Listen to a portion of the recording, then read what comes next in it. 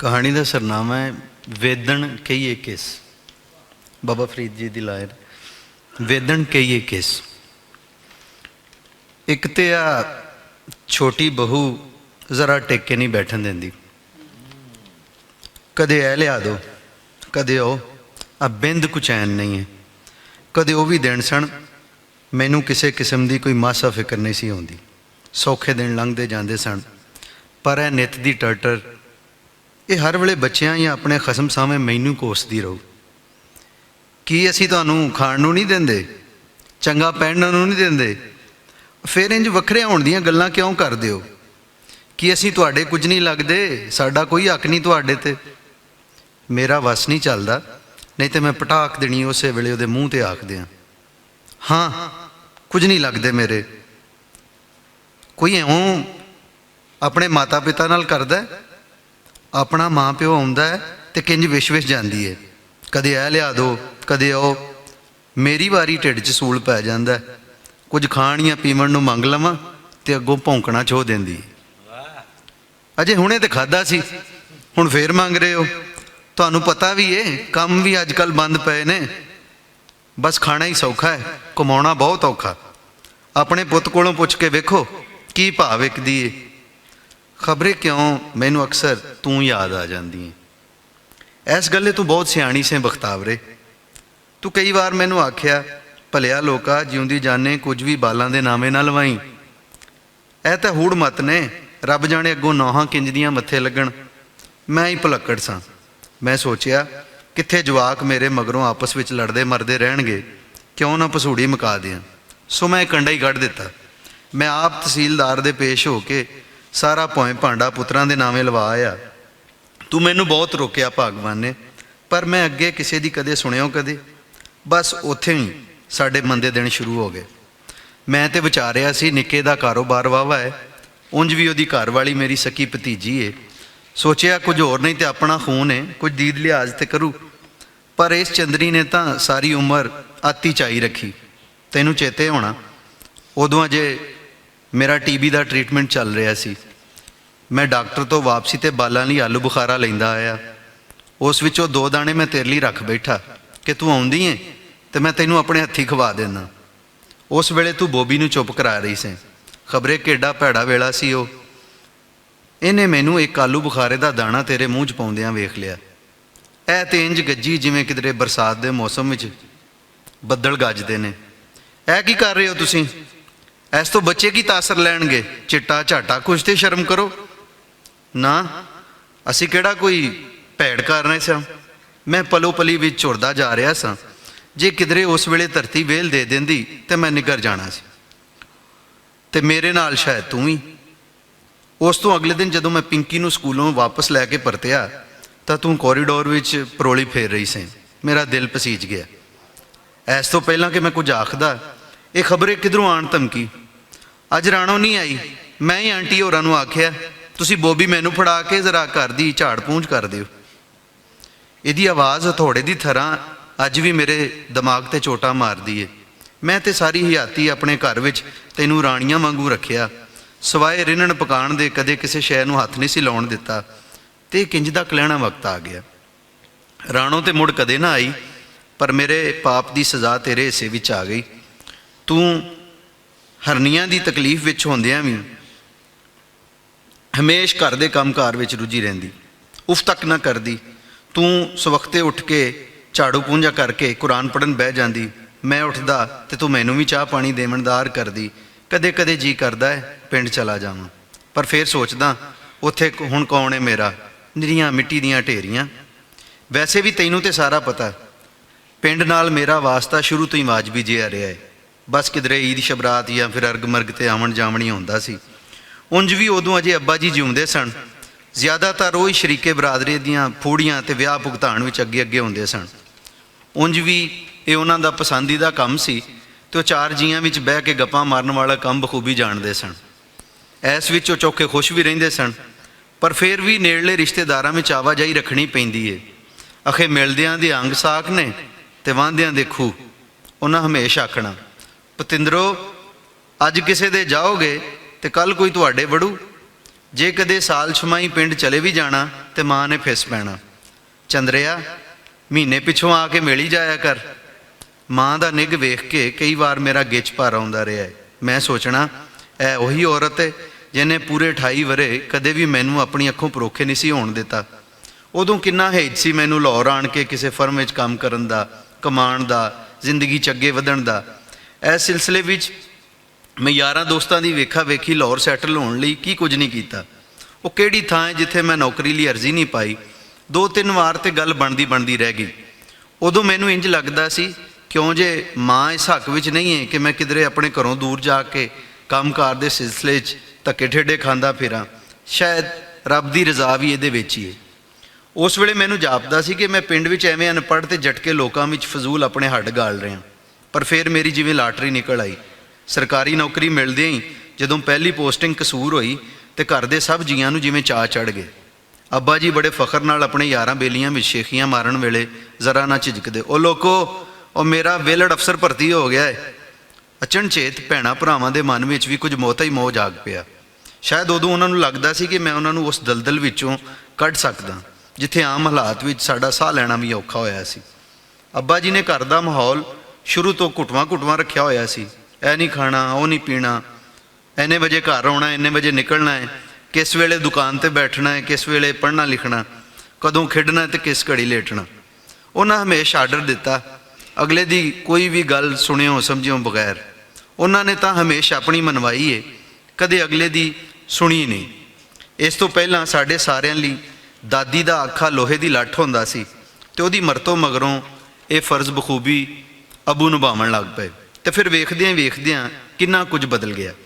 ਪਿੰਡ ਆਉਣਾ ਜਾਣਾ ਮੇਰੇ ਨੇੜੇ ਇੱਕ ਫਾਰਮੈਲਿਟੀ ਬਣ ਕੇ ਰਹਿ ਗਿਆ, ਇਸ ਤੋਂ ਵੱਧ ਹੋਰ ਕੁਝ ਨਹੀਂ। ਵਿਆਹ ਮਗਰੋਂ ਜਦੋਂ ਮੈਂ ਪਹਿਲੀ ਵਾਰ ਪਿੰਡ ਗਿਆ ਉਦੋਂ ਤੋਂ ਹੀ ਘਰ ਵਿੱਚ ਥੋੜ੍ਹੀ ਬਹੁਤ ਜੋੜ ਤੋੜ ਹੋਣਾ ਸ਼ੁਰੂ ਹੋ ਗਈ ਸੀ। ਸਾਹਮਣੇ ਅੰਗੀਠੀ ਤੇ ਜਿੱਥੇ ਹਮੇਸ਼ਾ ਮੇਰੀ ਤਸਵੀਰ ਪਈ ਹੁੰਦੀ ਸੀ, ਉੱਥੇ ਹੁਣ ਉਸੇ ਫਰੇਮ ਵਿੱਚ ਜਿੱਥੇ ਕਦੀ ਮੇਰੀ ਫੋਟੋ ਹੁੰਦੀ ਸੀ, ਮੇਰੀ ਥਾਵੇਂ ਨਿੱਕੇ ਭਾਈਏ ਦੀ ਮੂਰਤ ਲੱਗੀ ਹੋਈ ਸੀ। ਇਹ ਉਹ ਘਰ ਸੀ ਜਿੱਥੇ ਘਰ ਦਾ ਵੱਡਾ ਹੋਣ ਕਰਕੇ ਹਮੇਸ਼ਾ ਮੇਰੀ ਆਖੀ ਨੂੰ ਵਿਆਹਿਆ ਜਾਂਦਾ ਸੀ, ਜਿੱਥੇ ਹਮੇਸ਼ਾ ਮੈਨੂੰ ਮਾਣ ਤੇ ਫਖਰ ਬਖਸ਼ਿਆ ਜਾਂਦਾ ਸੀ। ਮੈਂ ਉਸੇ ਘਰ ਵਿੱਚ ਚੰਦ ਘੜੀਆਂ ਲਈ ਪ੍ਰਾਹੁਣਿਆਂ ਵਾਂਗ ਗਿਆ ਸਾਂ। ਘੜੀ ਪਲ ਬੈਠਾ, ਅੰਨ ਪਾਣੀ ਛੇਕ ਕੇ ਮੋੜ ਆਇਆ। ਵਾਪਸੀ ਤੇ ਸਾਰੇ ਰਾਹ ਅੱਬਾ ਜੀ ਦੇ ਬੋਲ ਮੇਰੇ ਕੰਨੀ ਛਣਕਦੇ ਰਹੇ, ਮੁੰਡਿਆ ਉਹ ਵੋਟੀ ਨਾਲ ਨਹੀਂ ਆਈ, ਉਹ ਜ਼ਨਾਨੀਆਂ ਦੇ ਥੱਲੇ ਲੱਗ ਕੇ ਰਹਿਣਾ ਮਰਦਾਂ ਦਾ ਕੰਮ ਨਹੀਂ। ਮੰਨਿਆ ਅਸੀਂ ਮਾੜੇ ਦੁਬੜੇ ਹਾਂ, ਪਰ ਸੁੱਖ ਨਾਲ ਉਹਨੂੰ ਤੇਰੇ ਨਾਲ ਪਿੰਡ ਆਉਣਾ ਚਾਹੀਦਾ ਸੀ। ਅੱਬਾ ਜੀ ਉਹਨੂੰ ਛੁੱਟੀ ਨਹੀਂ ਲੱਭੀ, ਉਹ ਇਸ ਕਰਕੇ ਨਹੀਂ ਆ ਸਕੀ, ਅਗਲੀ ਵਾਰ ਜ਼ਰੂਰ ਨਾਲ ਲੈ ਕੇ ਆਵਾਂਗਾ। ਮੈਂ ਵਿੱਚੋਂ ਵਿੱਚ ਝੁਰਦਿਆਂ ਹੋਇਆਂ ਉਹਨਾਂ ਨੂੰ ਭਰਵੀਂ ਤਸੱਲੀ ਦੇਣ ਦੀ ਕੋਸ਼ਿਸ਼ ਵਿੱਚ ਸਾਂ। ਉਸ ਵੇਲੇ ਮੈਨੂੰ ਹਿਰਖ ਤਾਂ ਬਹੁਤ ਲੱਗਾ ਕਿ ਇਸ ਘਰ ਲਈ ਮੈਂ ਕੀ ਕੁਝ ਨਹੀਂ ਕੀਤਾ। ਪੜ੍ਹਾਈ ਲਿਖਾਈ ਦੌਰਾਨ ਬੁੱਤੀਆਂ ਕੱਢਦਾ ਰਿਹਾ, ਟਿਊਸ਼ਨਾਂ ਪੜ੍ਹਾ ਭੈਣਾਂ ਦੀਆਂ ਸਕੂਲ ਕਾਲਜ ਦੀਆਂ ਫੀਸਾਂ ਭਰਦਾ ਰਿਹਾ। ਉਦੋਂ ਅੱਬਾ ਜੀ ਦੇ ਖੇਤਾਂ ਤੇ ਜਨੌਰਾਂ ਲਈ ਨਿੱਕ ਸੁੱਖ ਤੋਂ ਲੈ ਕੇ ਘਰ ਦੇ ਬਾਕੀ ਸਭ ਨਿੱਕੇ ਮੋਟੇ ਖਰਚੇ ਮੇਰੇ ਜ਼ਿੰਮੇ ਹੀ ਸਨ। ਬਾਕੀ ਤੇ ਸਭ ਭੈਣ ਭਰਾ ਮੇਰੇ ਤੋਂ ਛੋਟੇ ਸਨ। ਨਿੱਕੇ ਦੇ ਵਿਆਹ ਤੋਂ ਲੈ ਕੇ ਉਹਦੇ ਬੱਚਿਆਂ ਦੇ ਜਨਮ ਤਾਈਂ ਉਸ ਦੇ ਟੱਬਰ ਦੇ ਸਾਰੇ ਖਰਚ ਵੀ ਮੇਰੇ ਜ਼ਿੰਮੇ ਸਨ। ਦੁੱਖ ਤਾਂ ਬਹੁਤ ਸੀ ਪਰ ਚੁੱਪ ਰਿਹਾ, ਹੋਰ ਕਰਦਾ ਵੀ ਤੇ ਕੀ। ਮੈਂ ਉਹਨਾਂ ਦਾ ਆਪਣੇ ਨਾਲ ਲੋਭੜਾ ਵਾਲਾ ਰਵੱਈਆ ਵੇਖ ਕੇ ਉਹ ਨਹੀਂ ਪੈਰੀ ਮੋੜ ਆਇਆ। ਕਿਸੇ ਨੇ ਝੂਠੀ ਸੱਚੀ ਸੁਲ੍ਹਾ ਵੀ ਨਾ ਮਾਰੀ ਕਿ ਭਾਈ ਰਾਤ 2 ਘੜੀਆਂ ਹੀ ਟਿਕਿਆ ਰਹੋ। ਭਾਬੀ ਤੇ ਭੈਣਾਂ ਵੀ ਕੁੱਟੀਆਂ ਵੱਟੀਆਂ ਹੀ ਰਹੀਆਂ। ਨਿੱਕੇ ਦੇ ਬਾਲ ਜਿਹੜੇ ਕਦੇ ਮੇਰੇ ਕੁਛੜੋਂ ਨਹੀਂ ਸੀ ਲੱਥਦੇ ਹੁੰਦੇ, ਅੱਜ ਉਹ ਵੀ ਮੈਥੋਂ ਦੂਰ ਸਨ, ਜਿਵੇਂ ਮੇਰਾ ਉਹਨਾਂ ਨਾਲ ਦੂਰ ਤੱਕ ਦਾ ਕੋਈ ਤਲਕ ਵਾਸਤਾ ਹੀ ਨਾ ਹੋਵੇ। ਉਦੋਂ ਖਬਰੇ ਕਿਉਂ ਮਾਂ ਨੇ ਵੀ ਨਹੀਂ ਰੋਕਿਆ। ਉਹ ਰੋਕ ਵੀ ਲੈਂਦੀ ਪਰ ਉਹਨੂੰ ਮੇਰੇ ਗਰਮ ਸੁਭਾਅ ਦਾ ਪਤਾ, ਸ਼ਾਇਦ ਇਸੇ ਤੋਂ ਉਸ ਮੈਨੂੰ ਰਾਤ ਰੁਕਣ ਲਈ ਕਿਹਾ ਹੀ ਨਹੀਂ। ਇਹ ਸਭ ਚੇਤੇ ਕਰਦਿਆਂ ਅੱਜ ਵੀ ਕਾਲਜੇ ਧੂਪ ਪੈ ਜਾਂਦੀ ਹੈ। ਸਾਰੀ ਉਮਰ ਅੱਬਾ ਜੀ ਜਿਹੜੀ ਸ਼ਰੀਕਾ ਬਰਾਦਰੀ ਸਮੇਂ ਹਿੱਕ ਤਾਣ ਕੇ ਖਲੋਤੇ ਰਹਿਣ ਵੱਲ ਪਰੀਰਦੇ ਰਹੇ, ਉਹਨਾਂ ਹਮੇਸ਼ ਥਾਣੇ ਕਚਹਿਰੀ ਵਿੱਚ ਪੈਸਾ ਧੇਲਾ ਦੇ ਕੇ ਕੀ ਕੁਝ ਨਹੀਂ ਕੀਤਾ। ਅੱਬਾ ਜੀ ਉਦੋਂ ਵੀ ਆਖਦੇ ਸਨ, ਫੁੱਫੀ ਵੱਲ ਵਿਆਹ ਕਰਾ ਲਿਆ ਚੰਗਾ ਰਹੇਗਾ, ਮੂਰਖਾ ਕੁੜੀ ਦੇ ਹਿੱਸੇ ਦੀ ਜਿਹੜੀ ਵੀ ਜ਼ਮੀਨ ਜਾਇਦਾਦ ਆਊ ਉਹ ਤੇਰੀ ਹੋਈ ਏ, ਤੈਨੂੰ ਬਗਾਨੀਆਂ ਵਗਾਰਾਂ ਭਰਣੀਆਂ ਨੌਕਰੀਆਂ ਕਰਨ ਦੀ ਕੀ ਲੋੜ, ਉਹ ਘਰ ਵੇਲੀਆਂ ਬਹਿ ਕੇ ਖਾਵੀਂ। ਨਿੱਕੇ ਦੂਜੇ ਤੀਜੇ ਟਰੈਕਟਰ ਤੇ ਗੇੜੀ ਮਾਰ ਆਇਆ ਕਰਨਗੇ, ਹੋਰ ਕੀ ਚਾਹੀਦਾ ਤੈਨੂੰ। ਉਂਝ ਵੀ ਟਿਊਬਵੈੱਲ ਆਪਣੇ ਘਰ ਦਾ, ਰੌਲਾ ਹੀ ਕੋਈ ਨਹੀਂ, ਤੂੰ ਵੇਖੀ ਮੈਂ ਸਭ ਸੈੱਟ ਕਰ ਦੂੰ। ਮੈਂ ਹੀ ਅੜਿਆ ਰਿਹਾ, ਮੈਂ ਅਜੇ ਹੋਰ ਪੜਾਂਗਾ, ਕਿਧਰੇ ਸਰਕਾਰੀ ਨੌਕਰੀ ਮਿਲ ਜਾਵੇ ਫਿਰ ਕਰ ਲਵਾਂਗੇ ਵਿਆਹ, ਮੈਂ ਕਿਹੜਾ ਦੌੜਿਆ ਜਾਂਦਾ। ਨਿੱਤ ਦੀਆਂ ਸ਼ਰੀਕੇ ਦੀਆਂ ਲੜਾਈਆਂ ਤੋਂ ਮੈਂ ਬਹੁਤ ਤੰਗ ਸਾਂ। ਨਿੱਤ ਦੀ ਚੱਕ ਮੇਰੇ ਤੋਂ ਬਰਦਾਸ਼ਤ ਨਹੀਂ ਸੀ ਹੁੰਦੀ। ਉਂਝ ਵੀ ਥਾਣੇ ਕਚਹਿਰੀ ਦੇ ਚੱਕਰ ਲਾ ਕੇ ਮੈਂ ਅੱਗਿਆ ਹੋਇਆ ਸਾਂ। ਸ਼ਰੀਕੇ ਬਰਾਦਰੀ ਦੇ ਕਾਰਨਾਮਿਆਂ ਪਾਰੋਂ ਨਾ ਭੈਣਾਂ ਦੇ ਕਿਧਰੇ ਚੰਗੇ ਸਾਕ ਜੋੜ ਰਹੇ ਸਨ ਤੇ ਨਾ ਹੀ ਕੋਈ ਮੈਨੂੰ ਮੇਰੇ ਕਿਸੇ ਭਾਈਏ ਨੂੰ ਆਪਣਾ ਜਵਾਈ ਬਣਾਉਣ ਤੇ ਰਾਜ਼ੀ ਸੀ। ਕਿਸੇ ਨੂੰ ਘਰ ਪਸੰਦ ਨਹੀਂ ਸੀ, ਕਿਸੇ ਨੂੰ ਟੱਬਰ ਵੱਡਾ ਜਾਪਦਾ ਸੀ, ਤੇ ਕੋਈ ਇਹ ਆਖ ਕੇ ਚਲਾ ਜਾਂਦਾ ਸੀ ਸਾਡੀ ਧੀ ਤੇ ਨਾਜ਼ਾਂ 'ਚ ਪਲੀ ਹੋਈ ਏ, ਉਹ ਸ਼ਹਿਰ ਦਾ ਜੰਮਪਲ ਏ, ਉਹਦਾ ਇੱਥੇ ਗੁਜ਼ਾਰਾ ਮੁਮਕਿਨ ਨਹੀਂ ਹੋਣਾ। ਖਬਰੇ ਤੇਰੇ ਬਾਪੂ ਨੇ ਮੇਰੇ 'ਚ ਕੀ ਵੇਖਿਆ, ਉਸ ਘਰ ਬੂਆ ਵੇਖਿਓ ਬਿਨਾਂ ਹਾਂ ਕਰ ਦਿੱਤੀ। ਅੱਬਾ ਜੀ ਦਾ ਖਿਆਲ ਸੀ ਕਿ ਬਰਾਤ ਪਿੰਡੋਂ ਲੈ ਕੇ ਜਾਇਆ ਜਾਵੇ। ਮੈਂ ਸਾਰੇ ਬੰਦੋਬਸਤ ਸ਼ਹਿਰ ਕੀਤੀ ਬੈਠਾ ਸਾਂ। ਮੈਂ ਉਹਨਾਂ ਨੂੰ ਆਪਣੇ ਵੱਲੋਂ ਸਮਝਾਉਣ ਦੀ ਵੀ ਕੋਸ਼ਿਸ਼ ਕੀਤੀ, ਪਰ ਉਹ ਅੜੇ ਰਹੇ। ਮੈਂ ਵੀ ਤੇ ਉੜਕ ਉਹਨਾਂ ਦਾ ਹੀ ਪੁੱਤਰ ਸਾਂ, ਮੈਂ ਵੀ ਡਟਿਆ ਰਿਹਾ। ਅਖੀਰ ਮੇਰੀ ਆਖੀ ਹੋਈ ਪੁੱਗੀ। ਮੈਨੂੰ ਡਰ ਸੀ ਪਿੰਡ ਵਿੱਚ ਸ਼ਰੀਕੇ ਬਰਾਦਰੀ ਵਾਲਿਆਂ ਨੇ ਤਾਂ ਖੂਬ ਤਮਾਸ਼ਾ ਲਾਉਣਾ ਹੈ। ਉਹ ਤੇ ਗੱਲ ਉੱਤੇ ਰਫਲਾਂ ਕੱਢ ਲੈਂਦੇ ਹੁੰਦੇ ਸਨ, ਤੇ ਖੁਸ਼ੀ ਦੇ ਮੌਕੇ 'ਤੇ ਤਾਂ ਉਹਨਾਂ ਹੋਰ ਭੂਏ ਚੜ੍ਹਨਾ ਸੀ। ਉੱਥੇ ਨਸ਼ਾ ਪਾਣੀ ਵੀ ਚੱਲਣਾ ਸੀ, ਤੇ ਮੱਲੋ ਜ਼ੁਰੀ ਖੁਸਰੇ ਵੀ ਨਚਵਾਏ ਜਾਣੇ ਸਨ। ਸਾਡੇ ਸ਼ੁਰੂ ਤੋਂ ਇਹੋ ਰੀਤ ਹੈ, ਜਦੋਂ ਕਿਸੇ ਕੁੜੀ ਮੁੰਡੇ ਦਾ ਵਿਆਹ ਰਚਾਇਆ ਜਾਂਦਾ ਹੈ, ਕੰਜਰਖਾਨਾ ਜ਼ਰੂਰ ਵਿਖਾਇਆ ਜਾਂਦਾ ਹੈ। ਅੱਬਾ ਜੀ ਆਪਣੀ ਆਖੀ ਮੌਜਬ ਵਿਆਹ ਤੋਂ ਇੱਕ ਦਿਨ ਪਹਿਲਾਂ ਜਿਵੇਂ ਕਿਵੇਂ ਲਾਹੌਰ ਆਪੜ ਗਏ, ਪਰ ਉਹਨਾਂ ਨੇ ਮਹਿੰਦੀ ਦੀ ਰਸਮ ਵਿੱਚ ਸ਼ਾਮਲ ਹੋਣ ਤੋਂ ਇਨਕਾਰ ਕਰ ਦਿੱਤਾ। ਆਖੇ ਤੁਸੀਂ ਜਾਓ, ਬਗਾਨਾ ਸ਼ਹਿਰ ਹੈ, ਪਿੱਛੇ ਘਰ ਵਿੱਚ ਕਿਸੇ ਸਿਆਣੇ ਜੀ ਦਾ ਹੋਣਾ ਵੀ ਜ਼ਰੂਰੀ ਹੈ। ਮੈਂ ਦੁਖੀ ਹੋ ਰਿਹਾ ਸਾਂ ਕਿ ਲੈਲਪੁਰ ਤੋਂ ਕੋਈ ਟੂਮ ਛੱਲਾ ਗਹਿਣਾ ਵੀ ਨਹੀਂ ਬਣਵਾ ਕੇ ਲਿਆਏ। ਮੈਨੂੰ ਖੜੇ ਪੈਰੀਂ ਇਛਰੇ ਜਾ ਕੇ ਉੱਥੋਂ ਸੈੱਟ ਬਣਵਾਉਣਾ ਪਿਆ। ਉਦੋਂ ਜਦੋਂ ਮੈਂ ਵਿਆਹ ਦੀਆਂ ਤਿਆਰੀਆਂ ਕਰ ਰਿਹਾ ਸਾਂ, ਮੇਰੇ ਪਿੱਛੇ ਘਰ ਵਿੱਚ ਲੜਾਈਆਂ ਚੱਲ ਰਹੀਆਂ ਸਨ। ਮਾਸੀ ਇਸ ਗੱਲੋਂ ਨਾਰਾਜ਼ ਸੀ ਕਿ ਉਹਦੀਆਂ ਧੀਆਂ ਨੂੰ ਕਿਉਂ ਨਹੀਂ ਵਕਤ ਤੋਂ ਵਿਆਹ ਤੇ ਆਉਣ ਦਾ ਸੱਦਾ ਘੱਲਿਆ ਗਿਆ। ਚਾਚੇ ਨੂੰ ਵੀ ਇਤਰਾਜ਼ ਸੀ ਕਿ ਸਾਰਾ ਕੰਮ ਆਪਣੇ ਮੁੰਡੇ ਕਿਉਂ ਕਰ ਰਹੇ ਨੇ, ਕਿਸੇ ਨਾਈ ਨੂੰ ਵਿਆਹ ਸ਼ਾਦੀ ਤੇ ਕੰਮ ਕਰਨ ਲਈ ਹੋਣਾ ਚਾਹੀਦਾ ਸੀ ਜਾਂ ਵੇਟਰ ਸੱਦਣੇ ਚਾਹੀਦੇ ਸਨ। ਮੈਨੂੰ ਇਸ ਗੱਲ ਦੀ ਉੱਕਾ ਸਮਝ ਨਹੀਂ ਆਉਂਦੀ, ਸਾਡੇ ਇੱਥੇ ਸਾਰੇ ਲੜਾਈ ਝਗੜੇ ਵਿਆਹ ਸ਼ਾਦੀ ਦੇ ਮੌਕਿਆਂ ਉੱਪਰ ਹੀ ਕਿਉਂ ਹੁੰਦੇ ਨੇ? ਕਿਉਂ ਸਾਰਿਆਂ ਨੂੰ ਖੁਸ਼ੀ ਦੇ ਮੌਕੇ ਉੱਤੇ ਮਿਲ ਬਹਿ ਕੇ ਹੱਸਣਾ ਸੋਣਾ ਨਹੀਂ ਆਉਂਦਾ? ਤੈਨੂੰ ਚੇਤੇ ਹੋਣਾ ਬਖਤਾਵਰੇ, ਜਦੋਂ ਪਹਿਲੀ ਵਾਰ ਤੂੰ ਪਿੰਡ ਗਈ ਸੀ, ਉਦੋਂ ਤੂੰ ਕਿੰਨੀ ਖੁਸ਼ ਸੀ। ਤੂੰ ਸ਼ਹਿਰ ਦੀ ਜੰਮਪਲ, ਤੂੰ ਚਾਈ ਖਬਰੇ ਕਿੰਨੇ ਦਿਨ ਸਭਨਾਂ ਲਈ ਸ਼ਾਪਿੰਗ ਕਰਦੀ ਰਹੀ, ਕੀ ਸੋਚਾਂ ਸੋਚਦੀ, ਕੀ ਖਰੀਦਦੀ ਰਹੀ। ਆਪਣੇ ਟੱਬਰ ਲਈ ਤੇਰੇ ਦਿਲ ਵਿੱਚ ਇੰਨਾ ਮੋਹ ਵੇਖ ਕੇ ਮੇਰੀਆਂ ਨਜ਼ਰਾਂ 'ਚ ਤੇਰੀ ਇੱਜ਼ਤ ਹੋਰ ਵੀ ਵੱਧ ਗਈ। ਮੈਨੂੰ ਅੱਖੀਂ ਵੇਖ ਕੇ ਯਕੀਨ ਨਹੀਂ ਸੀ ਆ ਰਿਹਾ ਕਿ ਤੂੰ ਕਿੰਨ ਸਭ ਨੂੰ ਚੁੱਕ ਮਿਲ ਰਹੀ ਸੀ, ਸਭਨਾਂ ਨਾਲ ਮੁਹੱਬਤ ਦਾ ਵਿਖਾੜਾ ਕਰ ਰਹੀ ਸੀ। ਪਰ ਅੱਬਾ ਜੀ ਦੇ ਸ਼ਰੀਕੇ ਦੀਆਂ ਸਵਾਣੀਆਂ ਤੋਂ ਇਹਨਾਂ ਨਾ ਸਰਿਆ ਕਿ ਤੇਰੇ ਸਿਰ ਉੱਤੇ ਸ਼ਫਕਤ ਦਾ ਹੱਥ ਰੱਖ ਸਕਣ, ਤੈਨੂੰ ਧੀਆਂ ਧਿਆਣੀਆਂ ਵਾਂਗ ਆਪਣੇ ਗਲ ਨਾਲ ਲਾ ਕੇ ਸਤਿਕਾਰ ਸਕਣ। ਖਬਰੇ ਉਹਨਾਂ ਨੂੰ ਕੀ ਅੜਚਣ ਸੀ, ਉਹ ਸਭ ਤੇਰੇ ਤੋਂ ਦੂਰ ਕਿਉਂ ਸਨ? ਤੈਨੂੰ ਯਾਦ ਹੈ, ਮੈਂ ਗੱਲੀ ਬਾਤੀ 100 ਬੁਝਾਰਤਾਂ ਪਾਉਣ ਦੀ ਕੋਸ਼ਿਸ਼ ਵੀ ਕੀਤੀ, ਪਰ ਉਸ ਵੇਲੇ ਮੇਰੀ ਇੱਕ ਨਾ ਚੱਲੀ। ਰਾਤ ਅਸੀਂ ਅੰਮੀ ਵਾਲੇ ਕਮਰੇ ਵਿੱਚ ਸੁੱਤੇ, ਤੇ ਬਾਕੀ ਸਾਰਾ ਟੱਬਰ ਬਾਹਰ ਵਿਹੜੇ ਵਿੱਚ ਅਤੇ ਮੁੰਡੇ ਛੱਤ ਉੱਤੇ। ਸਾਡੇ ਪਿੰਡ ਵਾਲੇ ਘਰ ਵਿੱਚ ਸ਼ੁਰੂ ਤੋਂ ਹੀ ਇੱਕ ਵੱਡਾ ਕਮਰਾ ਸੀ। ਇਹ ਦੂਜਾ ਤੇ ਨਿੱਕੇ ਦੇ ਵਿਆਹ ਮਗਰੋਂ ਮੈਂ ਬਣਵਾ ਕੇ ਦਿੱਤਾ ਸੀ। ਇੰਝ ਹੀ ਘਰ ਵਿੱਚ ਇੱਕ ਹੀ ਸਾਂਝਾ ਵਾਸ਼ਰੂਮ ਹੁੰਦਾ ਸੀ, ਜਿਹੜਾ ਘਰ ਦੇ ਇੱਕ ਗੁੱਠੇ ਬਣਿਆ ਹੋਇਆ ਸੀ। ਨਹਾਉਣ ਧੋਣ ਲਈ ਸਾਰਾ ਘਰ ਲੰਘ ਕੇ ਜਾਣਾ ਪੈਂਦਾ ਸੀ। ਅਸੀਂ ਰਾਤ ਅੰਦਰ ਹੀ ਸੁੱਤੇ। ਸਵੇਰੇ ਨਹਾਉਣ ਧੋਣ ਜਾਣ ਵੇਲੇ ਤੈਨੂੰ ਸੰਗ ਆ ਰਹੀ ਸੀ ਕਿ ਕਈ ਤੂੰ ਸਾਰਿਆਂ ਕੋਲੋਂ ਲੰਘ ਕੇ ਐਵੇਂ ਆਖਾਂ, ਪਹਿਲੀ ਵਾਰ ਸੀ ਸ਼ਾਇਦ। ਉਹ ਜਿੰਨੇ ਜੋਗੇ ਐ ਸਨ ਉਹਨਾਂ ਬਥੇਰੀ ਆਓ ਭਗਤ ਕੀਤੀ, ਭੈਣਾਂ ਵੀ ਬਥੇਰੇ ਚਾਓ ਕੀਤੇ। ਅੱਬਾ ਜੀ ਵੀ ਖੁਸ਼ ਹੀ ਰਹੇ। ਵਾਪਸੀ ਤੇ ਮਾਂ ਜੀ ਫਿਸ ਪਏ, ਸਾਨੂੰ ਵੀ 4 ਛਿੱਲੜ ਘੱਲ ਦਿਆ ਕਰ, ਮਾਂ ਨੂੰ ਤਿਉਂ ਜਿਉਂ ਭੁੱਲ ਹੀ ਗਿਓ। ਇਹ ਕੋਠੇ ਜਿਹੜੀਆਂ ਕੱਲ ਵਿਆਹਣੀਆਂ ਵੀ ਨੇ, ਤੇਰੇ ਤੇ ਘਰ ਵਾਲੀ ਵੀ ਕੰਮ ਕਰਦੀ ਕਮਾਉਂਦੀ ਏ। ਮੈਂ ਕੀ ਆਖ ਸਕਦਾ ਸਾਂ, ਮੇਰੇ ਕੋਲੋਂ ਉਸ ਵੇਲੇ ਅੱਗੋਂ ਕੋਈ ਝੂਠੀ ਮੂਠੀ ਤਸੱਲੀ ਵੀ ਨਾ ਦੇ ਹੋਈ।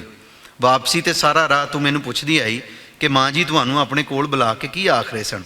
ਮੈਂ ਚੁੱਪ ਵਿੱਚ ਹੀ ਭੁਲਾਈ ਜਾਣੀ। ਮਜਬੂਰਨ ਤੈਨੂੰ ਵੀ ਖਾਮੋਸ਼ੀ ਦਾ ਸਹਾਰਾ ਲੈਣਾ ਪਿਆ। ਮੈਂ ਕੀ ਦੱਸਦਾ ਉਹਨਾਂ ਨੂੰ, ਸ਼ਹਿਰਦਾਰੀ ਵਿੱਚ ਤੇ ਹਰ ਸ਼ੈ ਮੁੱਲ ਦੀ ਹੁੰਦੀ ਏ। ਕਿਰਾਏ ਦਾ ਮਕਾਨ, ਕਾਰ ਦੀਆਂ ਕਿਸ਼ਤਾਂ, ਬਿਜਲੀ ਦਾ ਬਿੱਲ, ਗੈਸ ਦਾ ਖਰਚ। ਸ਼ੁਕਰ ਏ ਇੱਥੇ ਸਾਹ ਲੈਣ ਦੇ ਪੈਸੇ ਨਹੀਂ ਭਰਨੇ ਪੈਂਦੇ।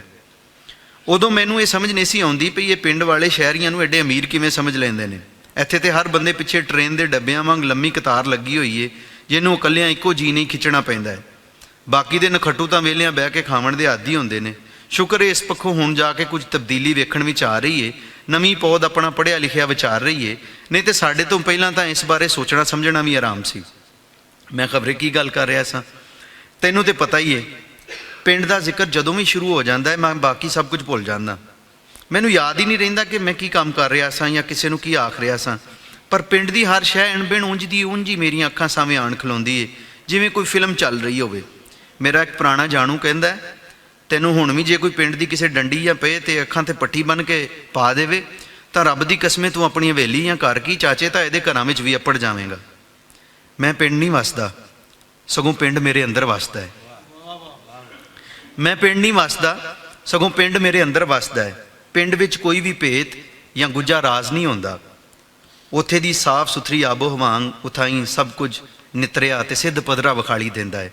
ਕਈ ਵਾਰ ਮੈਂ ਸੋਚਦਾ ਡੇਰੇ ਤੋਂ ਪਿੰਡ ਜਾਂਦੀ ਸੜਕ ਤੇ ਅਜੇ ਵੀ ਮੇਰੇ ਨਿਕੜੇ ਪੈਰਾਂ ਦੇ ਨਿਸ਼ਾਨ ਜਾਗਦੇ ਹੋਣੇ ਕਿਧਰੇ।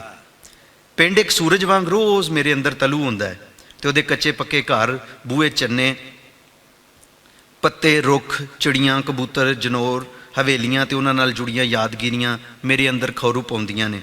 ਮੈਂ ਆਪਣੇ ਆਪ ਨੂੰ ਪਿੰਡ ਨੇੜਲੇ ਖਾਲ ਦੇ ਵੱਡੇ ਮੋਗੇ ਕੋਲ ਤਾਰੀਆਂ ਲਾਉਂਦਾ ਵੇਖਦਾ। ਉੱਥੇ ਰੁੱਖਾਂ ਵਿਚਲੇ ਤੋਤਿਆਂ ਦੇ ਘੁਰਨੇ ਮੈਨੂੰ ਆਪਣੇ ਵੱਲ ਬੁਲਾਉਂਦੇ ਨੇ। ਮੈਂ ਉੱਥੇ ਦੀ ਸ਼ਾਂਤੀ, ਸਾਂਝ, ਭਾਈਚਾਰੇ, ਏਕਤਾ ਤੇ ਕੁਦਰਤੀ ਨਜ਼ਾਰਿਆਂ ਦੀ ਖੂਬਸੂਰਤੀ ਨੂੰ ਆਪਣੇ ਧੁਰ ਅੰਦਰ ਉਤਰਦਿਆਂ ਮਹਿਸੂਸ ਕਰਦਾ। ਕਿਧਰੇ ਖੇਤਾਂ ਵਿੱਚ ਕਿਸੇ ਵੇਲਣੇ ਲਾਗੇ ਚੁੰਬੀਆਂ ਉੱਤੇ ਚੜੇ ਕੜਾਹ ਵਿਚਲੀ ਪਾਕਰੀ ਰੋਹ ਦੀ ਹਮਕ ਮੇਰਾ ਰਾਹ ਡੱਕ ਲਾਉਂਦੀ ਏ। ਮੇਰਾ ਦਿਲ ਕਰਦਾ ਹੈ ਮੈਂ ਘੜੀ ਦੀਆਂ ਸੂਈਆਂ ਨੂੰ ਉੱਥੇ ਹੀ ਰੋਕ ਦਿਆਂ ਤੇ ਨੱਠ ਕੇ ਜਾ ਕੇ ਤਾਜ਼ਾ ਬਣੇ ਗੁੜ ਦੀ ਪੇਸੀ ਤੇ ਚੱਕੀਆਂ ਵੱਢਦਾ ਹੋਇਆ ਉਹਨਾਂ ਧੁੱਦਲ ਪਲੀਆਂ ਰਾਹਾਂ 'ਚ ਦੂਰ ਕਿਧਰੇ ਗਵਾਚ ਜਾਵਾਂ, ਜਿੱਥੇ ਚਿੜੀਆਂ ਚੂਕਦੀਆਂ ਨੇ ਤੇ ਆੜੂ ਲਾਲੀ ਫੜਦੇ ਨੇ। ਤਾਏ ਦੇ ਡੇਰੇ ਉੱਗੇ ਅੰਬਾਂ ਦੇ ਬੂਟਿਆਂ ਤੋਂ ਲਾ ਕੇ ਖਾਧੀਆਂ ਖੱਟੀਆਂ ਅੰਬੀਆਂ ਦਾ ਸਵਾਦ ਅਜੇ ਵੀ ਮੇਰੇ ਮੂੰਹ ਵਿੱਚ ਜਾਗਦਾ ਹੈ। ਜਾਮਨ ਦੇ ਕੱਚੇ ਟਹਿਣ ਤੇ ਟੁੱਟ ਕੇ ਹੇਠਾਂ ਡਿੱਗਣ ਨਾਲ ਲੱਗੀ ਸੱਟ ਦਾ ਨਿਸ਼ਾਨ ਅਜੇ ਵੀ ਮੇਰੀ ਸੱਜੀ ਲੱਤ ਉੱਪਰ ਨਰੋਇਆ ਹੈ। ਟਿੰਡਾਂ ਵਾਲੇ ਖੂਹ ਤੋਂ ਪਾਣੀ ਭਰਦੀਆਂ ਸਵਾਣੀਆਂ ਕੋਲੋਂ ਮੰਗ ਕੇ ਪੀਤਾ ਪਾਣੀ ਤੇ ਆਪਣੀ ਪੈਲੀ ਦੀ ਵੱਟ ਤੇ ਬਹਿ ਕੇ ਚੂਪੇ ਗੰਨੇ ਮੈਂ ਕਿਸ ਤਰ੍ਹਾਂ ਭੁੱਲ ਸਕਦਾ। ਮੈਨੂੰ ਅੱਜ ਵੀ ਚੇਤੇ ਕਿੰਜ ਵਗਾਰਾਂ ਪਾ ਕੇ ਅਸੀਂ ਬਾਲਪਨ ਵਿੱਚ ਝੋਨਾ ਲਾਉਂਦੇ ਹੁੰਦੇ ਸਾਂ। ਕਣਕ ਮੈਂ ਕਦੇ ਨਹੀਂ ਸੀ ਵੱਢੀ, ਮੈਨੂੰ ਕੰਡ ਲੜਦੀ ਹੁੰਦੀ ਸੀ। ਦੂਜਾ, ਮੈਂ ਸ਼ੁਰੂ ਤੋਂ ਪੜ੍ਹਾਈ ਲਿਖਾਈ 'ਚ ਤਰੀਖਾ ਸਾਂ, ਇਸ ਲਈ ਅੱਬਾ ਜੀ ਮੈਨੂੰ ਘੱਟ ਹੀ ਜ਼ਿਮੀਦਾਰੇ ਵਿੱਚ ਹੱਥ ਵਟਾਉਣ ਜਾਂ ਕੋਈ ਕੰਮ ਕਰਨ ਦਾ ਆਖਦੇ ਹੁੰਦੇ ਸਨ। ਹਾਂ, ਵਾਢਿਆਂ ਲਈ ਅੰਨ ਪਾਣੀ ਦਾ ਬੰਦੋਬਸਤ ਕਰਨਾ ਜਾਂ ਫਿਰ ਕਣਕ ਗਾਹਣ ਵੇਲੇ ਧੜੋਪਿਆਂ ਤੇ ਬੋਰੀਆਂ ਦਾ ਹਿਸਾਬ ਕਿਤਾਬ ਰੱਖਣਾ, ਇਹ ਸਭ ਮੇਰੇ ਜ਼ਿੰਮੇ ਹੀ ਸੀ। ਸ਼ਾਇਦ ਇਸ ਪਾਰੋਂ ਘਰ ਵਿੱਚ ਮੇਰੀ ਸੁਣੀ ਵੀ ਜਾਂਦੀ ਸੀ। ਸਾਡੇ ਜਦੋਂ ਅੰਨ ਪਾਣੀ ਦੇ ਚੱਕਰਾਂ ਵਿੱਚ ਅਰਬਾਂ ਜਾ ਕੇ ਕੰਮ ਕਰਨ ਦਾ ਰਿਵਾਜ ਪਿਆ, ਉਦੋਂ ਅੱਬਾ ਜੀ ਹੋਰਾਂ ਬੜਾ ਜ਼ੋਰ ਮਾਰਿਆ ਕਿ ਮੈਂ ਵੀ ਕਿਧਰੇ ਕੁਵੈਤ ਜਾਂ ਇਰਾਕ ਚਲਾ ਜਾਵਾਂ। ਪਰ ਉਦੋਂ ਮੈਨੂੰ ਪਤਾ ਨਹੀਂ ਕਿਉਂ ਪਿੰਡੋਂ ਨਿਕਲਣਾ ਮੌਤ ਦਿਸਦਾ ਸੀ। ਸ਼ਾਇਦ ਉਨੀ ਦਿਨੀ ਅਜੇ ਮੇਰੀ ਸੂਝ-ਬੂਝ ਦਾ ਦਾਇਰਾ ਐਡਾ ਮੋਕਲਾ ਤੇ ਖੁੱਲ੍ਹਾ ਡੁੱਲਾ ਨਹੀਂ ਸੀ ਤੇ ਇਸ ਪਾਰੋਂ ਮੈਂ ਕਿਸੇ ਵੀ ਕੀਮਤ ਉੱਤੇ ਆਪਣੇ ਘਰ ਅਤੇ ਆਪਣੇ ਜੀਆਂ ਤੋਂ ਦੂਰ ਨਹੀਂ ਸੀ ਜਾਣਾ ਚਾਹੁੰਦਾ। ਪਰ ਫਿਰ ਜਿਉਂ-ਜਿਉਂ ਮੇਰੀ ਪੜ੍ਹਾਈ ਲਿਖਾਈ ਦਾ ਸਿਲਸਿਲਾ ਵਧਿਆ, ਇਸ ਪੱਖੋਂ ਸੋਚ ਤੇ ਵਿਚਾਰਧਾਰਾ ਨੇ ਨਵਾਂ ਮੋੜ ਮੁੜਿਆ। ਸਰਕਾਰੀ ਨੌਕਰੀ 'ਚ ਆਣ ਕੇ ਇੱਕ ਤੇ ਮੈਂ ਰੋਜ਼ਿਆਂ 'ਚ ਰੁੱਝ ਗਿਆ, ਦੂਜਾ ਪਿੰਡ ਵਾਲਿਆਂ ਦੇ ਨਿੱਤ ਦੇ ਰਵੱਈਏ ਤੇ ਸੁਭਾਅ ਨੇ ਇਸ ਵਿੱਚ ਹੋਰ ਵੀ ਨਵੇਂ ਬਖੇੜੇ ਪਾ ਦਿੱਤੇ।